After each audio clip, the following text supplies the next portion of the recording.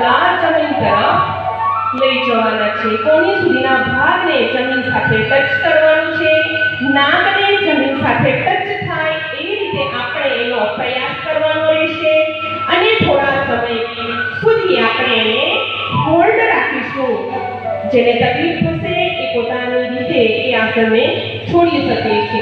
આ આસન કરવાથી માનસિક તણાવ, ક્રોધ, ચીડિયાપણું, ગુસ્સો વગેરે દૂર થાય છે, માનસિક શાંતિ મળે છે। જેને માઇગ્રેનની સમસ્યા છે એ માઇગ્રેનની સમસ્યાના દર્દીએ આ આસન વારંવાર કરવાથી માઇગ્રેનની તકલીફ દૂર થાય છે।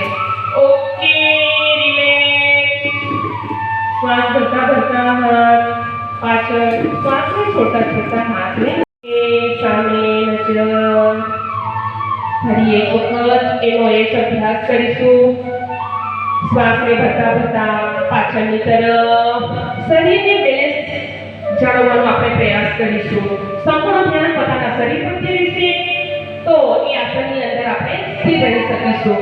આ આસનનો અભ્યાસ કરવાથી ચહેરાનો તેજ વધે છે અને કરોડરજ્જુ છે એ લચીલી બને છે।